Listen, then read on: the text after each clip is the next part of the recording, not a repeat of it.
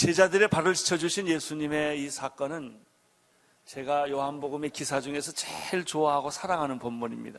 그래서 제 가슴이 설렙니다. 내가 너무 좋아하는 본문이기 때문에. 우리는 지금까지 요한복음 1장부터 12장까지 공부를 했는데요, 이것을 성서에 비유한다면 오늘부터 공부하는 13장에서부터 마지막 장까지는 지성소에 비유할 수 있습니다. 지성소에 들어가는 마음이죠.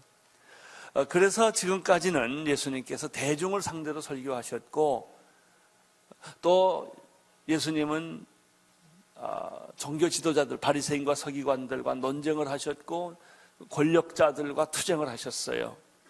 그러나 지금부터는 이제 대중을 상대하거나 공중 모임에는 예수님이 안 가십니다.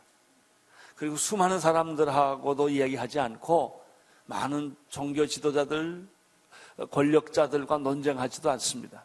예수님은 이제 자리를 바꾸십니다. 조그마한 다락방에 수많은 사람이 아니라 12제자들을 불러서 식사를 합니다. 그것이 우리가 말하는 그 유명한 최후의 식사, 최후의 만찬입니다. 이 식사를 끝나고 예수님은 십자가를 지시게 됩니다. 예수님은 사랑하는 제자들에게 이제는 공공연하게 이야기하지 않고 굉장히 사적으로 얘기를 합니다. 작은 장소에서. 제가 며칠 전에 누구하고 밥을 먹는데 12명 정도가 밥 먹게 됐어요. 12명이 앉아보니까 요 정도 사이즈가 봤다 그때 그 사이즈였겠구나, 그런 생각이 들더라고요. 아주 극히 사사로운 메시지였죠.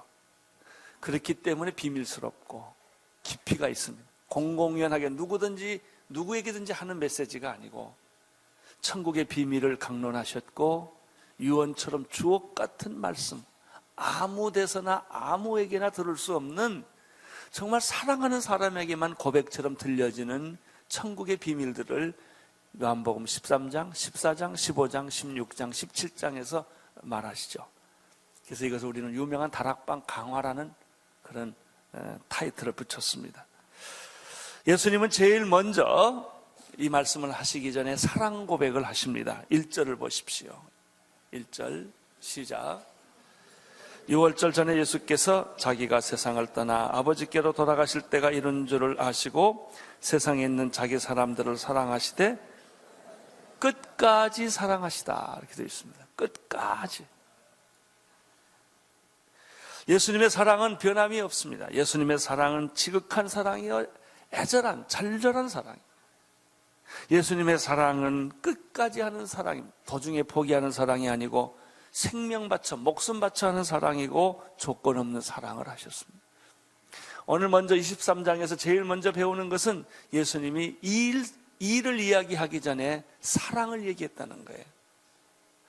여러분, 우리들의 많은 문제가 사랑 고백 없이 일을 하기 때문에 문제입니다. 여러분, 무슨 일을 하든지 사랑 고백부터 하세요. 사랑을 표현하세요. 사랑이 기초된 다음에 일이 있는 것입니다. 예수님은 끝까지 제자를 사랑하시는 그런 모습을 여기서 보여주죠. 2절입니다. 2절에서 우리는 무엇을 발견할 수 있습니까? 시작. 마귀가 벌써 시몬의 아들 가룟 유다의 마음에 예수를 팔려는 생각을 넣었더니, 예수님의 사랑은 절절한 사랑, 조건 없는 사랑, 변함이 없는 사랑, 끝까지 하는 사랑, 생명을 거는 사랑을 한 것에 비해서 인간의 사랑은 배신이라는 것이죠.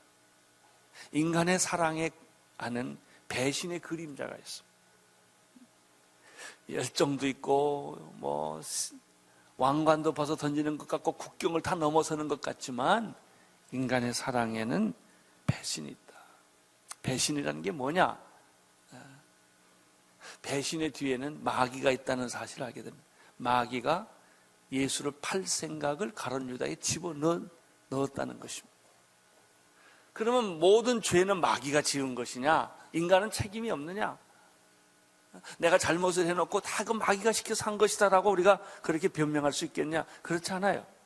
마귀가 우리의 죄 지을 생각, 배신할 생각을 집어넣었지만 우리의 문제는 무엇입니까? 그것을 거절하지 않고 동의했다는 것입니다.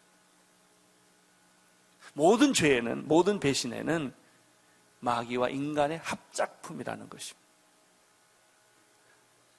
마귀가 다 했다고 변명할 수도 없고, 그것은 인간의 하나의 심리학이고 인간의 본능이고 인간의 속성이라고 변명할 수도 없는 것입니다. 이 양면성이 있다는 사실을 알게 됩니다. 드디어 사랑하는 제자들과 함께 다락방에서 소박한 만찬이 이루어집니다. 이 만찬의 사건은 그림을 그릴 만큼 유명한 사건이고 모든 사람에게 독특한 인상과 그리고 영향력을 주었던 하나의 만찬이었습니다. 왜 이 예수님의 최후의 만찬이, 최후의 식사가 모든 사람들에게, 특별히 예수님을 믿는 많은 사람들에게 이런 영감을 주었을까? 두 가지 사건 때문에 그렇습니다. 만찬 도중에 두 가지 사건이 이루어졌습니다. 첫째는 최후의 만찬에서 성만찬이 이루어졌다는 것이죠. 예수님은 식사 도중에 마태복음 26장 26절에 보면 식사 도중에 떡을 가지시고 축복하사 제자들에게 떼어주시면서 이렇게 말했습니다. 받아 먹으라. 이것은 내 몸이다. 떡이 아니고 내 몸이다. 예수님은 우리를 위하여 십자가 못 박혀 돌아가실 때 자기 살을 찢어서 주신 것이죠. 그리고 계속해서 또 말씀하셨습니다. 또 잔을 가지사 살해하시고 저희에게 주시며 가라사대 너희가 이것을 다 마셔라. 그건 포도주가 아니었습니다. 포도주를 주면서 이 포도주를 다 마셔라. 이것은 죄사함을 얻게 하려고 많은 사람을 위하여 흘리는 바 곧 피 나의 언약의 피니라. 그러면서 주었어요. 이 사건은 제자들이 이해하지 못했어요. 예수님의 떡과 예수님의 그 떡과 포도주를 주면서 내 살이요 내 피라고 하는 말을 예수님이 십자가에 못 박혀 죽고 난 이후에 그때야 그들이 깨달았지 그때는 몰랐어요. 우리는 영적인 가장 중요한 일들을 못 모르고 할 때가 참 많아요.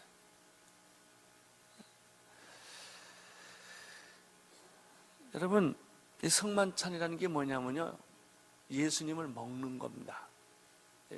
다른 표현을 쓸 수가 없어서 제가 이런 표현을 그냥 직접 쓰는데요, 예수는 믿는 게 아니고 먹는 거예요. 왜 우리가 예수님 믿을 때 갈등이 많냐면 머리로 자꾸 이해하려고 하니까, 믿으려고 하니까, 의지적으로 믿으려고 하니까. 그러니까 믿다가 의심이 생기고 이성에 안 맞고 논리에 안 맞고 경험에 안 맞으면 자꾸 내 이성은 갈등하는 거예요. 그래서 자꾸 믿으라고 그러는 것이죠. 여러분, 오늘 성만찬 사건을 통해서 보면 예수님은 먹는 거예요. 그래서 피가 되고 살이 되고 그가 내 안에, 내가 그 안에 들어가는 거예요. 나는 오늘 예수님이 여러분 안에 있게 되기를 축원합니다. 머릿속에 있는 게 아니에요. 이성과 논리에 있는 것이 아니라 여러분의 삶 속에 예수님의 피와 살이, 흔적이 있는 것, 그것이 예수 믿는 거예요. 여러분, 아버지가 아들이죠. 아들이 아버지 보고 당신은 내 아버지인 것을 내가 믿습니다 이래요? 절대 안 하죠. 안 믿어지니까 자꾸 그 말 하는 거예요. 자기 아들 보고 너는 내 아들이지 이렇게 말 안 해요. 아들이니까. 나는 예수님과 여러분의 관계가 그렇게 되기를 바랍니다. 예수님이 여러분 안에 들어가는, 이게 성만찬이었어요. 그래서 최후의 만찬은 아름다웠던 거예요. 나는 여러분들의 모든 식사가 이런 애찬이 성찬의 의미가 있게 되기를 축원합니다. 두 번째입니다. 예수님께서 성만찬, 음식을 먹는, 최후의 만찬하는 도중에 성만찬만 있었던 것이 아니에요. 음식 먹는 도중에 갑자기 예수님께서 앉은 자리에서 일어나셔서 허리에 수건을 두르시고 대하에 물을 떠다가 제자들의 발을 씻겨주시기 시작했다는 것이죠. 이 두 사건이 식사 도중에 있었습니다. 근데 무엇이 먼저 있고 무엇이 나중에 있는지는 우리가 알 길이 없어요. 식사 도중에 이 두 사건이 있었다는 것이죠. 근데 재밌는 것은 사복음서에 이 두 사건이 기록되어 있는데 마태복음, 마가복음, 누가복음에는요 성만찬만 있고 제자들의 발을 씻어주는 기록은 없습니다. 반대로 요한복음에는 성만찬 사건은 없고 예수님의 발 씻어주시는 사건만 자세히 기록하고 있어요. 이 두 사건을 요약해보면 마태, 마가, 누가, 요한복음을 다 정리를 해보면 무슨 결론을 만들 수 있겠느냐? 성만찬은 발 씻어주는 사건이다. 발 씻어주는 사건은 단순히 사람의 발을 씻어주는 섬김과 겸손의 의미를 넘어서서 성만찬의 의미가 있는 것이다. 여러분, 우리의 봉사가, 우리의 헌신이, 우리의 겸손이 십자가의 의미, 성만찬의 의미가 없다면 그건 자기 의의가 된다는 거예요. 도덕적 교훈에 불과하다는 것이죠. 진정한 크리스천의 발 씻어줌, 섬김, 봉사, 헌신의 의미는 성만찬의 의미라는 거예요. 3절을 보십시오. 시작. 저녁 먹는 중 예수는 아버지께서 모든 것을 자기 손에 맡기신 것과 또 자기가 하나님께로부터 오셨다가 하나님께로 돌아가실 것을 아시고 제자들의 발을 씻어줍니다. 그러니까 제자들의 발을 씻어주는 것은 단순히 발이 더럽기 때문에 씻어주는 것은 아니었다라는 거예요. 문화나 습관이었기 때문에 하는 것도 아니었다. 단순히 이것은 남을 섬기는 겸손과 섬김의 도리를 가르쳐주는 메시지가 아니다라는 뜻이에요. 그것보다 더 훨씬 구원의 상징적인 의미가 있고 영적인 통찰력이 있는, 깊이가 있는 사건이었다. 따라서 이 두 사건을 우리가 잘 이해하면, 발 씻어주는 사건과 성만찬을 잘 이해하면 우리의 믿음에, 우리의 신앙생활에 기적이 일어난다는 거예요. 우리는 기독교를 너무나 도덕적인 종교로, 기독교를 너무나 우리는 윤리적인 종교로 타락시켜놨어요. 착한 일하고 좋은 일하고 선한 일을 하는 선행 종교로 만들어놨단 말이죠. 그건 다른 종교에는 그게 가능해요. 그러나 기독교의 진리의 핵심에는 그것보다 더 높은 구원론적인 본질적인 의미가 있는 거예요. 많은 사람들이 교회를 오지만은 이 영적 진리를 깨닫지 못하고 그냥 교회를 습관적으로, 도덕적으로, 윤리적으로 좋은 일이니까 하는 거예요. 그런 사람은 자기 생애가 절대 안 변합니다. 변하겠어요? 교회 와주는 것만도 고맙지. 나 교회 왔다 이거예요. 자기를, 여러분, 신앙의 궁극적인 그 내는 뭐냐면 변하는 겁니다. 자기가. 여러분, 하나님 믿고도 여러분 안 믿는 건 하나님이 가짜지요. 여러분이 믿는 하나님이 가짜예요. 하나님을 믿으면서도 내가 안 변한단 말이죠. 내가 교회 다니는 게 뭐예요? 그건 하나의 습관이지. 내 가치관, 내 인생관, 내 삶이 통째로 변하지 않는다면 그건 가짜죠.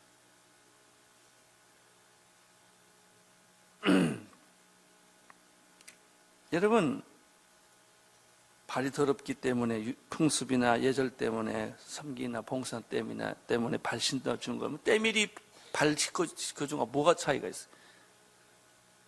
아무 차이가 없어요. 돈 주면 발 다 씻어주는데 뭐. 근데 그러면 감동이 없습니까? 누가 발 씻어주면 감동이 와요? 안 와요. 왜 발 씻어주는데 감동이 오느냐? 발 씻으면 안 되는 사람이 발 씻을 때 감동이 없어요. 그러니까 발 씻어준 사건 때문에 감동이 있는 게 아니라 발 씻는 사람이 누구냐 때문에 오는 거예요. 그분이 하나님이 여러분 발을 씻어주니까 내가 충격을 받고 놀라는 거예요. 종이 발 씻으면요, 감동이 없어요. 그러나 만약에 여러분의 아버지가 여러분 발 씻어주면 흠칫해요. 내가 만날 수 없는 굉장히 귀한 분이 내 발 씻어주면 그다음부터 내가 어쩔 줄을 모르는 거예요. 이게 발 씻어줌이에요. 따라서 예수님이 우리를 발 씻어주시는 사건은 두 가지 의미가 있어요. 인간에게 향하신 하나님의 사랑과 인간을 섬기는 하나님의 섬김이 포함되어 있습니다. 4절을 보십시오. 시작. 저녁 잡수시던 자리에서 일어나 겉옷을 벗고 수건을 가져다가 허리에 두르시고 이에 대야에 물을 담아 제자들의 발을 씻기시고 그 두르신 수건으로 씻기를 시작했다. 몇 가지를 이 사절에서 발견해낼 수 있습니다. 첫째는 예수님이 말이 없다는 것입니다. 설명이 없어요. 말이 없는 행동, 설명 없는 행동. 진정한 사랑에는 이유가 없다. 설명이 없다. 그냥 하는 것이다. 사랑이란 조건 없는 행동이고 이유 없는 실천이다. 그러니까 놀라운 거예요. 무슨 말이라도 한마디 했으면 좋은데 그냥 따뜻한 사랑과 애정을 가지고 발을 정성스럽게 씻어주는 거예요. 두 번째, 하나님의 아들이시지만 발을 씻어줄 때는 예수님이 종의 모습을 가졌다. 겉옷을 벗고 수건을 가져다가 허리에 두르시고 대야에 물을 떠서 발을 씻고 수건으로 또 깨끗이 닦아주었다. 진정한 사랑에는 지배자의 모습이 있는 것이 아니라 종의 모습이 있다. 우리가 좋은 일을 하고도 다른 사람에게 감동 주지 못하는 것은 종의 모습이 없고 돈 있다고 행세를 하기 때문에 내가 널 도와주지, 내가 너 좀 봐주지, 다 그런 겁니다. 그렇기 때문에 거기에는 감동이 없어요. 종의 모습이 있을 때만 감동을 줍니다. 세 번째입니다. 예수님이 발을 씻어주는 모습 속에는 뭐가 있는가? 육체적 노동이 있다. 정신적 사랑만 한 게 아니다 이거죠. 영적인 사랑만 하는 게 아니다. 말로만 사랑하는 게 아니다는 거죠. 예수님이 수건을 허리에 차고 대야에 물을 뜨고 발을 씻어주고 끝마무리까지 그 젖은 발을 또 수건으로 깨끗이 닦아주었다는 거예요.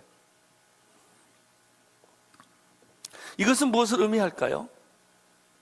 진짜 사랑은 사람들이 하기 싫어하는 것을 하는 것이다. 싫어하는 것을 나도 하기 싫어하고 다른 사람도 하기 싫어하고 나도 가기 싫고 다른 사람도 가기 싫은 데를 가는 게 사랑이다. 좀 더 비슷한 얘기를 해볼까요? 발을 씻어주는 행동은 무엇과 같을까요? 우리 온누리교회 본당 선교교육관 지나서 그 뒤에 가면 쓰레기통이 있어요. 남몰래 쓰레기통에 가서 쓰레기 청소하는 사람과 같다. 가기 싫거든요. 좀 멋있고 폼나고 생색나는 일만 하고 싶거든요.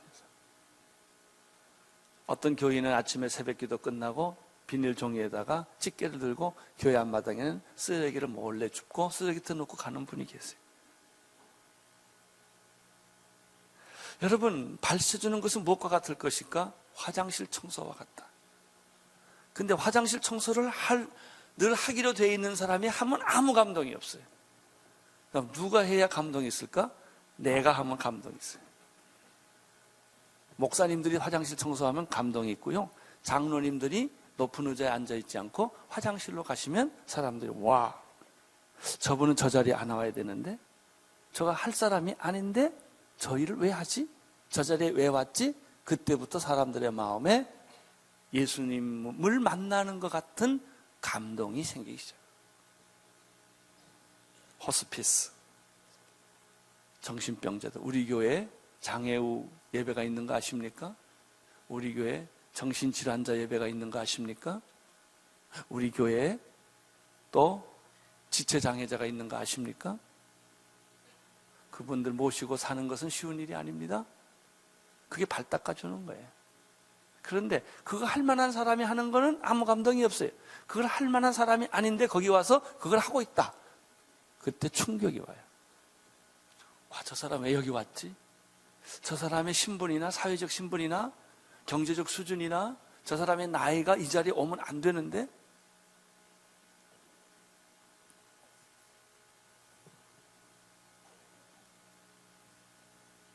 여기서 한 가지가 더 있어요.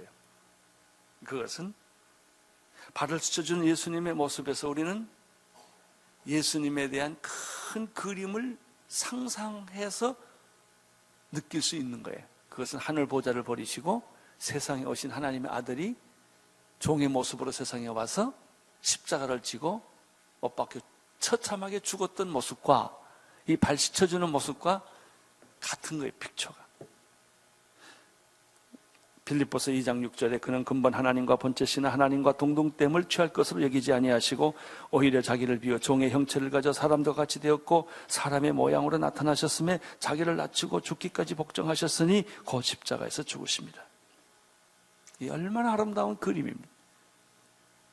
이런 픽처.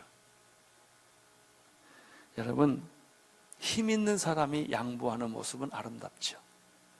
양보 안 해도 되는데 양보해요. 능력 있는 사람이 포기하는 것을 볼 때 우리는 감동을 받습니다. 와, 어떻게 저 사람이 저걸 포기했지? 아주 귀한 귀인이 종의 모습으로 나타날 때 그 사람에 대해서 우리는 설명할 수 없는 감동과 존경과 사랑을 보내는 것입니다. 이런 사람이 크리스천이다. 이분이 예수 그리스도다. 대통령이 내 발 씻는 것이 아니라 만약에 부시가 갑자기 우리 언누리끼리 연락을 내가 몇 월 며칠에 여기 오겠다. 그래서 하용조 목사 발 좀 씻어주겠다. CNN은 막 날 거예요. 그렇지 않겠어요? 그래서 내가 훌륭해서가 아니라 그 사람이 올 수 없는 사람이기 때문에.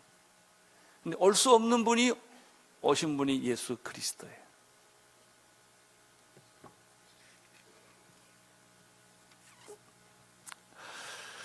예수님은 드디어 제자들의 발을 씻어주기 시작을 했습니다. 한 사람 한 사람 씻어주기 시작했는데 이것도 순서를 보니까 재밌어요. 베드로부터 안 씻어주고 제일 이름 없는 제자부터 씻어줬다는 거예요.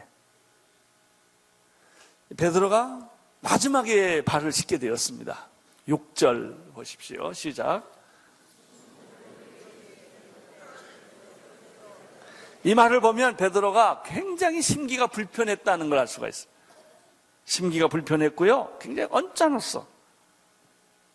차라리 이렇게 말했으면 베드로는 너무나 신났을 거예요. 베드로야 내 발 좀 씻어라. 아멘 할렐루야. 그렇지. 예수님은 날 알아보시지. 했을 거예요. 근데 예수님이 베드로의 발을 씻어준다니까 예수님 날 뭘로 아냐 이거예요. 내 자존심을 이렇게 꺾을 수가 있냐? 내 체면을 이렇게 꺾을 수가 있냐? 예수님이 내 발 씻어준다니까 막 한 사람 한 사람 씻어오는데 그게 기쁘지 않고 불안한 거예요. 화가 나고 신경질이 나고 지금 그거예요. 그래서 6절에 보면 시몬 베드로가 이러실 때 가르쳐 주여, 아니 주께서 내 발까지 씻기시겠습니까? 주님 날 뭘로 합니까? 내가 주님의 발을 씻어야지. 이게 교만이에요. 여러분, 내가 주님을 위해서 뭘 하겠다는 것이 교만이에요. 겸손이란 게 뭐예요? 주님이 하시는 일을 내가 수용하는 게 겸손. 우리는 예수님을 믿으면서 마지막 끝까지 자존심, 내 위치에, 내 체면에 그럴 수는 없지. 그거예요. 여러분, 많은 문제가 뭐예요? 잘못한 걸 알면서도 내가 쏘리할 수 없지.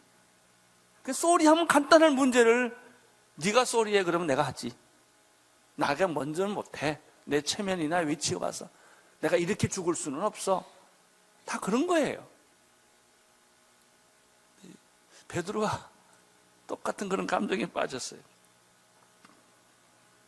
아니 주님 이렇게 날 창피를 주십니까? 나한테 발 씻으라고 하십시오.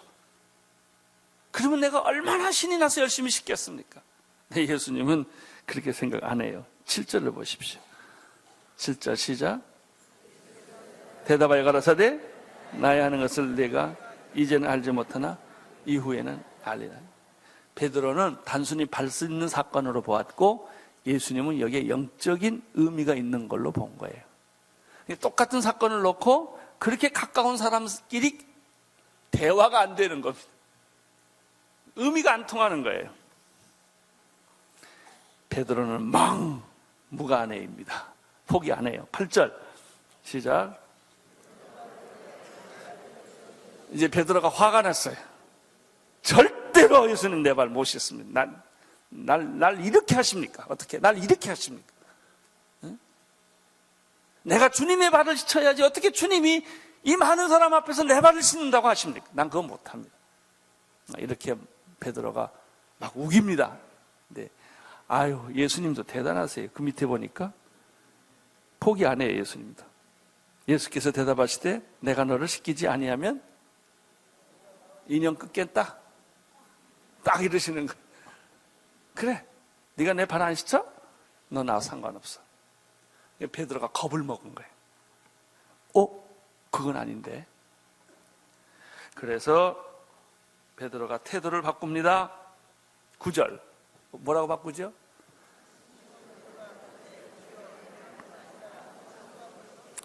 처음에는 발을 절대로 못 시킨다고 했다가 그 다음에는 내 발뿐입니까? 머리도 손도 발도 다 스쳐주십시오. 이게 양극단의 신앙. 양극단의 신앙은 이렇게 위험한 거예요. 우리가 사랑의 표현, 세상 살이도 말이죠. 얼마나 극단적인 생각을 하는지. 이단이라는 게 뭔지 아세요? 달을 이자 끝단자예요. 처음은 같은데 끝이 다른 거예요. 한쪽을 너무 강조하거나 극단적으로 몰고 가는 거예요. 이론을. 지금 정치에도 양극단이에요. 사회 현상이 모두가 다 양극단이에요. 보수와 이런 개혁의 양극단이에요.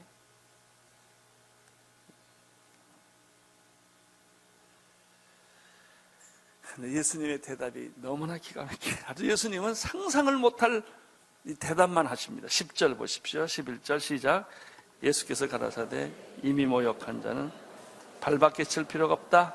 온몸이 깨끗하니라. 너희는 깨끗하나? 이게 문제입니다. 다는 아니다 이거예요. 그럼 그게 무슨 뜻이에요?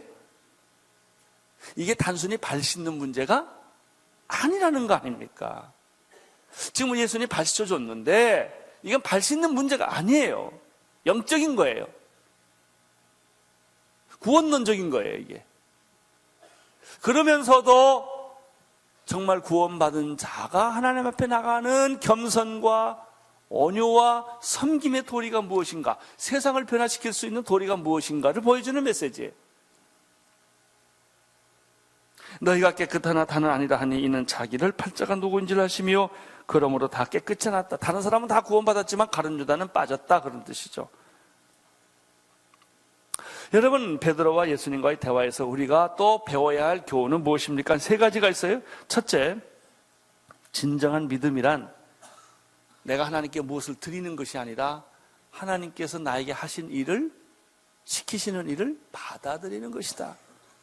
행동하는 것보다 더 어려운 것은 수용하는 것입니다. 내가 뭘 해야 기분이 좋은데, 좀 내가 생색을 내야 좋은데 그거 하지 말라는 거예요. 하나님이 내게 베푼 일을 먼저 받으라는 거예요. 발 씻어주면 발 내놓고, 이게 겸손이에요. 발 못 내놓습니다 라고 말하는 것은 오만이에요. 그게 교만이에요. 발 시킨다 그러면 아멘, 할렐루야, 죄송하지만 발 내놓겠습니다 하는 것이죠. 두 번째, 그럼 발 씻는다는 것과 모욕한다는 것과의 차이는 무엇인가? 발 씻는 것은 회개를 가리키고 모욕하는 것은 구원을 가리켜요. 이 구원받은 자는 또 구원 얘기할 필요가 없다는 얘기예요. 여러분은 목욕하셨습니까? 예? 아니, 오늘 목욕했나 그 얘기가 아니고, 여러분은 다시 뭘 필요가 없어요? 목욕할 필요가 없습니까? 예, 아멘. 우리는 목욕을 했어요. 목욕했다고 다 되냐? 그게 아니에요. 늘 손발이 더럽거든요. 밖에 나갔다 올 때마다 손을 씻고 발을 씻는 거예요. 이게 회개예요. 우리가 예수를 믿었지만, 구원을 받았지만 순간순간 더러워졌기 때문에 씻어주는 것인데, 예수님의 이름으로 그걸 씻는 거예요. 이것이 발 씻는 거예요. 세 번째입니다. 양극단의 극단적인 신앙은 위험한 것이다. 것이죠.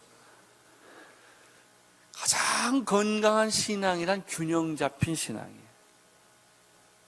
여러분, 사람이 건강하다는 뜻은 무엇일까요? 어떤 한쪽 부분이 발달된 것이 건강한 게 아니라 조화롭게 다 이렇게 균형 잡게 발달된 것을 가리켜 건강이라고 그러죠.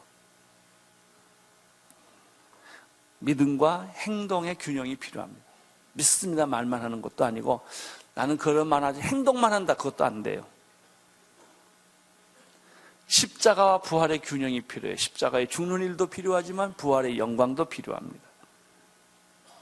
성령과 말씀의 균형이 필요해요. 성령만 해도 안 되고 말씀만 해도 안 돼요. 성령과 말씀의 조화가 필요로 하는 것이죠. 노동과 침묵의 균형이 필요해요. 일만 열심히 한다고 좋은 일이 아닙니다. 침묵할 때도 있어야 됩니다. 침묵만 계속 한다고 좋은 것이 아닙니다. 노동할 때가 필요합니다. 이런 균형 잡힌 크리스찬입니다.